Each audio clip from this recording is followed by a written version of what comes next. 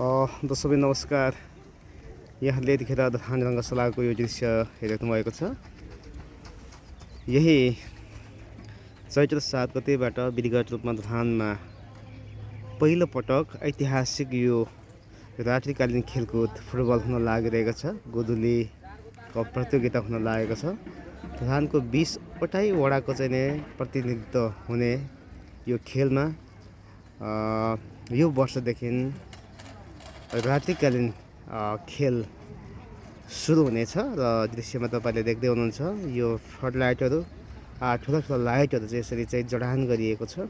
अहिले हामीले यो मैदानको चारै दिशा चाहिँ यसरी ठुला चाहिँ फ्लडलाइटहरू यसरी यो बाँसको यो खट बाँधेर यसरी यो लाइट जडान हुँदैछ। हामीले टेक्निसियन मित्रहरूलाई यति देखिरहेका छौँ र यो वर्षको एकदमै ऐतिहासिक यो पहिलो पटक धानमा नाइट गेम हुन लागेको यो पहिलो इतिहास हो र पक्कै पनि धराने दर्शकको अत्यन्त बाक्लो उपस्थिति हुन्छ भन्ने कुरा यो एउटा रौनक पनि धरानमा अहिले भइरहेको छ, छाइरहेको छ।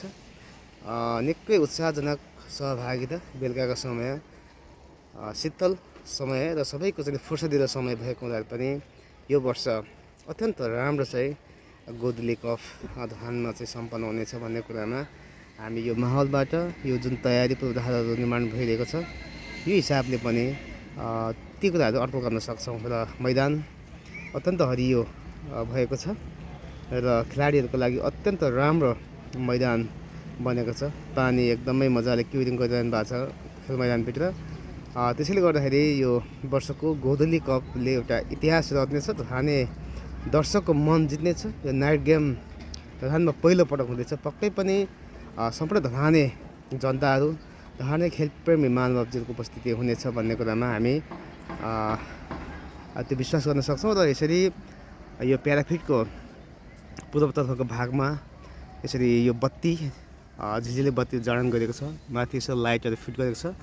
रातको समयमा केही पनि यसरी समस्या नहुने गरेर आउने दर्शकलाई यो पार्किङको सुविधादेखि लिएर हरेक ठाउँमा चाहिँ लाइटको व्यवस्थाहरू यसरी गरेको छ। एकदमै झिलिमिली एउटा चाहिँ पर्व जत्तिकै चाहिँ यो प्याराफिटले सिगाइदिएको छ र एकदमै राम्रो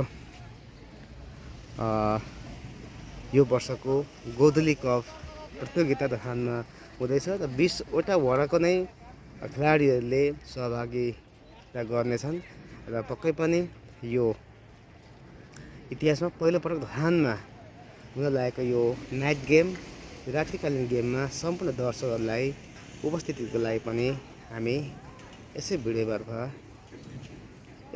मार्फत निमन्त्रणा गर्दछौँ। यो धान रङ्गशाला, धानको शान, धानको मान, धानको प्रतिष्ठा।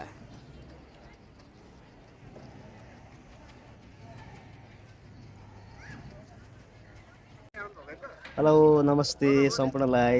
यतिखेर हामी धानको रङ्गशालामा छौँ र यो चैत्र 7 गतेबाट उद्घाटन हुन आँटेको नाइट गेम गोधुली कप प्रतियोगिता धारमा हुँदैछ र अहिले हामी मैदानमा छौँ। एकदमै चाहिँ मैदान सुन्दर बनाएको छ र पछाडिपट्टि लाइटहरू झिलिमिली लाइट पनि जडान गरिएको छ। हामी तपाईँहरूले अब रङ्गशालाको दृश्य देखाउँछौँ।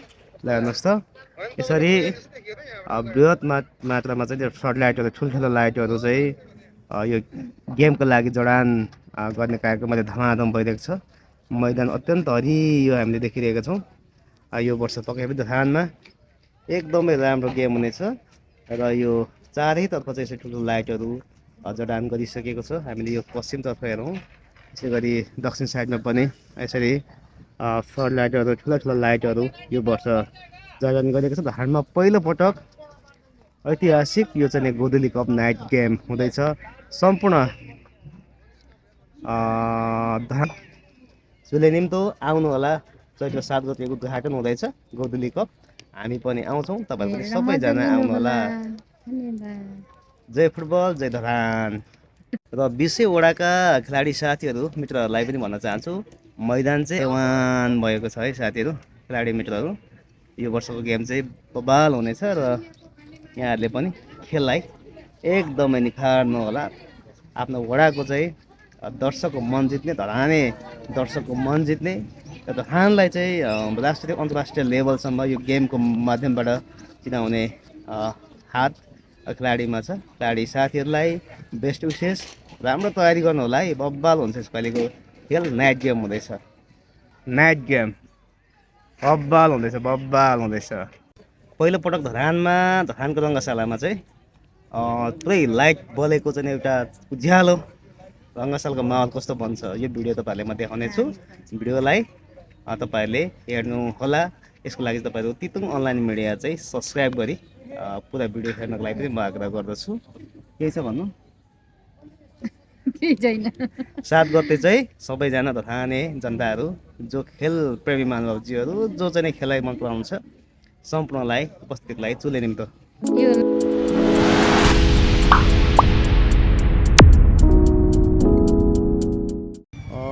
हामीले यो अब बत्ती बलेको दृश्य देखिसकेका छौँ।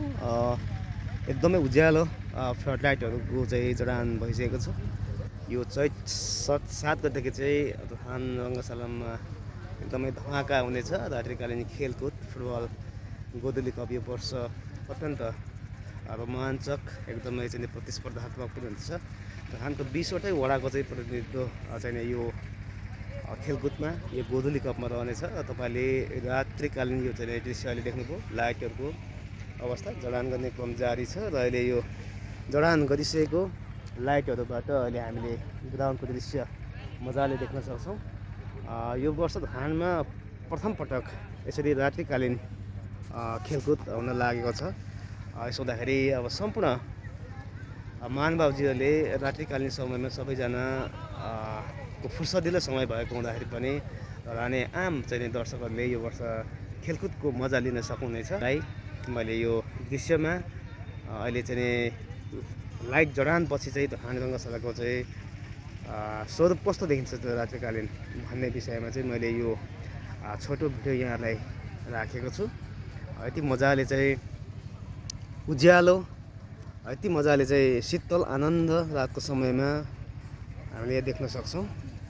र यसरी चाहिँ बत्तीहरू यसरी जडान गरिएको छ। यसरी दुबोमा चाहिँ पानी क्युरिङको काम पनि भइरहेको छ। दुबो निकै हरियो भइसकेको छ। यसो हुँदाखेरि हाम्रो खेलाडीहरूले मजाले चाहिँ खेल आफ्नो चाहिँ कौशललाई प्रदर्शन गर्न सक्नुहुन्छ। अत्यन्त चाहिँ राम्रो चाहिँ अहिले ग्राउन्ड निर्माण भइसकेको छ। दुबो हरियो छ, बत्ती यति मजाको उज्यालो हामीले देखिरहेका छौँ। यति आनन्दको चाहिँ एउटा रङ्गशाला यतिखेर यसको चाहिँ स्वरूप चेन्ज भएको हामीले दृश्यमा देखिरहेका छौँ। यो चैत्र 7 गतेबाट गोधुली कप यो वर्ष प्रथमचोटि धानमा रात्रिकालीन खेल हुँदैछ। सम्पूर्ण धाने दर्शक महानुभावहरूलाई हामी चुले निम्तो दिन चाहन्छौँ। यति मजाले हामी क्लियर देख्न सक्छौँ। तल्लो साइडको पोललाई हामी प्रष्ट यहाँबाट मजाले देख्न सक्छौँ र मार्लो साइडको पोललाई पनि हामी देख्न सक्छौँ। र यो साइडको बत्तीहरू अहिले जडान गर्ने क्रममै छ। र एउटा मात्र जेनेरेटरले चाहिँ यो अहिले चाहिँ यो चेकिङको लागि लाइटहरू बालेको हुँदाखेरि अहिले त्यति भोल्टेज नपुगेको हुँदाखेरि हामीले तिरिमिरी टाइपको चाहिँ एउटा लाइटको चाहिँ प्रकाश हामीले देखिरहेका छौँ। लाइट देखिरहेका छौँ। पक्कै पनि यो भोल्टेजको अभावले र यहाँ चाहिँ प्राविधिकहरूको भनाइअनुसार चाहिँ जेनेरेटर 2-3वटा चाहिँ जडान हुनेछ र त्यसले गर्दा चाहिँ झन् लाइट एकदमै उज्यालो यसरी झिमझिमाउने खालको चाहिँ लाइटहरू हुने छैन भन्ने कुरा पनि हामीलाई टेक्निसियन मित्रहरूले बताइसक्नु भएको छ। र यति मजाको धान रङ्गशालाको स्वरूपलाई हामी यतिखेर देखिरहेका छौँ।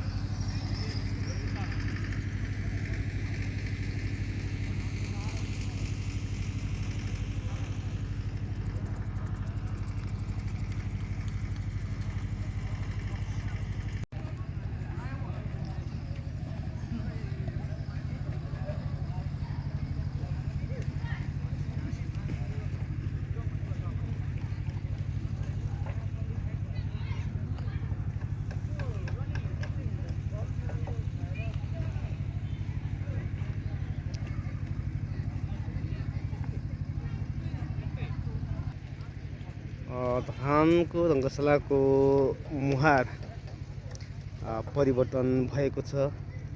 यो वर्ष धानमा रात्रिकालीन गेम पहिलोपटक हुने भएको हुँदाखेरि पक्कै पनि सम्पूर्ण धरानी दर्शकहरूले यो वर्ष रातको समयमा आफ्नो फुर्सदिलो समयमा फुटबल खेलको मजा लिन सक्नुहुनेछ। हामीले यो वर्ष पहिलोपटक यसरी रात्रिकालीन गेम भएको धानको इतिहासमै यो सायद पहिलोपटक हुन सक्छ। नत्र भने दिवस समय मात्र हालसम्म भएको खेलकुदहरू धानमा सञ्चालन भएको थियो र यो बढ्दो गर्मीले गर्दाखेरि पनि दिउँसो दर्शकहरूलाई प्याराकिटमा बस्नको लागि निकै असहज गर्मी जुन समस्या वर्षौँदेखि चाहिँ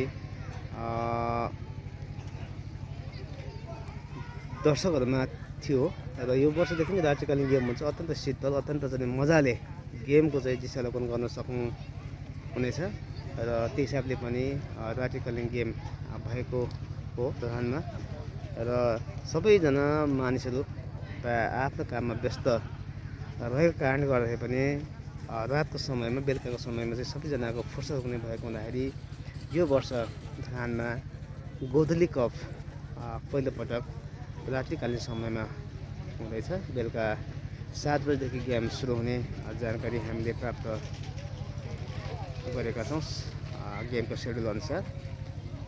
र यसरी धानमा अहिले रङ्गशालाको रात्रिकालीन गेमको लागि तयारी अवस्थाहरू यस्तो रहेको छ। स्टेजहरू एकदमै मजाको यो वर्ष बनेको छ। गत वर्ष यो सानो चाहिँ मात्र यो पालसाल चाहिँ यो टेन्टहरू टाँगिन्थ्यो भने यो वर्ष पुरै स्ट्रक्चरभरि नै यसको चाहिँ निर्माण गरिएको पनि म सम्पूर्ण दर्शक महानुभावलाई जानकारी गराउन चाहन्छु।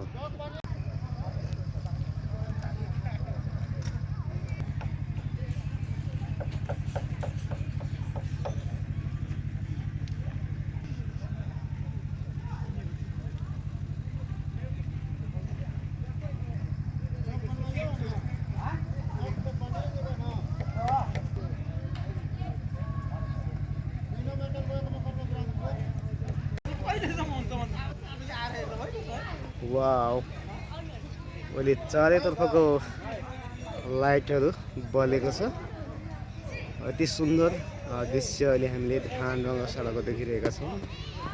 एकदमै मजाको एकदमै रमाइलो आनन्दको चाहिँ धानको रङ्गशालाको दृश्य हामीले यतिखेर देखिरहेका छौँ।